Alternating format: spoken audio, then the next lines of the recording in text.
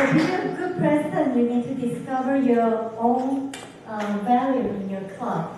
And Haisho, can I be your agent so I can sell you with a better price? No problem. Yeah, okay. And the last speaker tonight, Andrew. What common points we have? Tall. Yes. Speak English well. Very good. And what else? Look handsome. We all graduate from Fujian Catholic University. Let's welcome Andrew.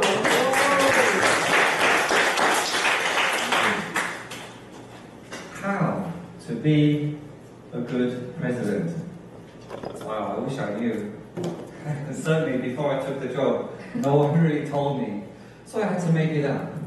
I had to step back before I took my first meeting. I had to step back and I had to look at my club. I think, what is the biggest problem here? What can I do to make it better? And after, luckily for me, I visited many clubs, and I felt the biggest problem by far in forming a TC was it's so cold. It has to be the coldest club I've been to. For example, we heard medical group, Susan Lin bought everybody lunch. She lied, she didn't tell anybody. She told me she spent $20,000 on lunch. Right? For Susan. And yes, it's right, she totally saved medical group. Well done. And I noticed, I went to Daya Club. Have you been there? It's a bit like evangelical. Yeah, woo! Nobody can speak English, but hey. Objection. Yes, Teresa was there. Oh, it's okay. In Foyuan, don't speak Chinese. But in Daya, Teresa's speaking Chinese. But anyway, it doesn't matter how good the English is or isn't, the point is Daya was very warm. Medical group was also very, very warm as well. And Fongyan wasn't. So my job was, first thing, is to make Fongyan a much warmer club. So to do that, I noticed when they chose me to be the president, there were 12 members in that meeting. So we had 12 active members. So for the president installation or the officer installation, I thought, let's have a party. Toastmasters is a community. We're not just one club, or two clubs, or three clubs, we're many clubs. Let's invite the whole of Taichung to come to my officer installation. Wow, I think big. But you realize when you have 120 people coming to your officer installation, you realize a meeting room this big, you cannot get 120 people. So I was suffering. But Teresa saved the day by saying, I will book the room for you, don't worry. So I almost, thank you, Teresa. So I booked the room, and we had amazing officer installation, right? 120 people. Some of you were there, right? So many people. Who came to my officer installation last year? Yeah. There you were, there many people, right? Yeah. And then, now, we had a good start. We have top speakers, but we don't have any members. We only have 12 members, and half of them are very old, and they don't make speakers. But they don't make speeches, do they? Do they, Teresa? Right? So, we have to get new members now. So then we put on the push. Thank you, Susan, you helped a lot, and also Sandy, you helped as well. I got many new members, and we got about 10 members in 2 or 3 months. And that saved the club. We then had some good new blood in there to make speeches.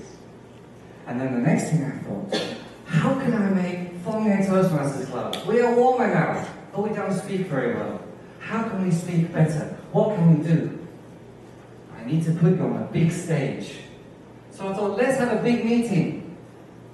But then nobody will come. If I say, William, come to our Fongyan Toastmasters 20th birthday and listen to me make a speech, they say, oh, thank you, Andrew, I'd love to come, but you know, I've got better things to do, like watching TV. So I decided to call international Toastmasters, my international Toastmaster friends that I met at international conventions. And one of them said, yes, I'll come. Manoj, I still can't say his name. Right? He flew to Taiwan, and after that, I asked Anson Seth to also come and make a big presentation. And we had 200 guests to FYTC meeting number 546. which is pretty amazing. It was great fun. Who went to FITC Con? It was great, right? Yeah. I did this for my Fongyan Toastmaster friends so they can go on the big stage and they can practice speaking in front of a big audience so they can improve a lot. Another thing that I did to help the club, which I didn't know at the time, they're always pushing me to join a contest, join a contest. I think, no, I don't want to join the contest. I'm not good enough. But all their encouragement pushed me to join the contest. And when I started winning, they were very happy. And it made the club warmer and a much more cohesive unit. And the support and the clapping.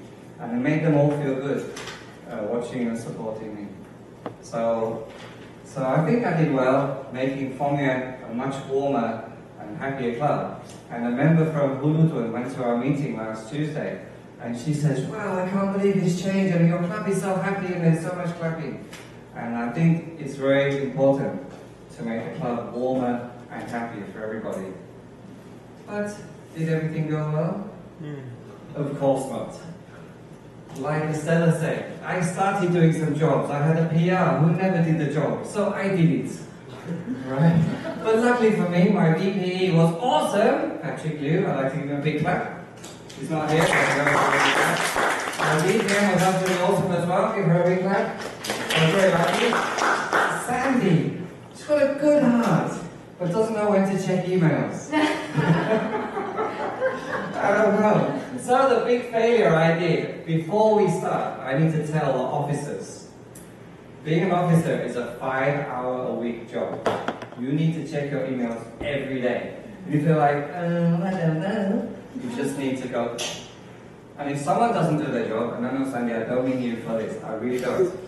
I mean the PR, for example. If they don't do their job, you need to fire them.